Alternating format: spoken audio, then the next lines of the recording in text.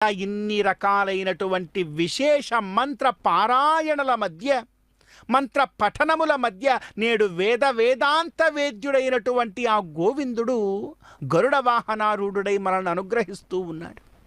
కనుక గరుడ వాహనారూఢుడైనటువంటి ఆ గోవిందుణ్ణి ఎంతో గొప్పదైనటువంటి ఒకానొక కోరికను మనందరం కూడా కోరుకుందాం.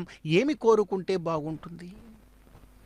చక్కగా గోవిందుడి యొక్క రూపాన్ని కూడా ధరించినటువంటి భక్తులు కూడా ఎంతో చక్కగా మనకు దర్శనమిస్తూ ఉన్నారు.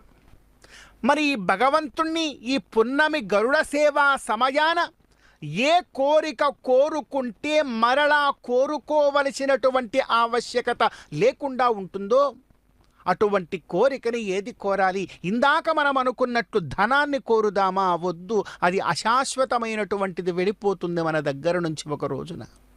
మరి ఏమి కోరాలి? భగవత్ కైంకర్య రూపమైనటువంటి భాగ్యాన్ని మనందరం కూడా కోరుకోవాలి. అటువంటి భాగ్యాన్ని మనందరం కూడా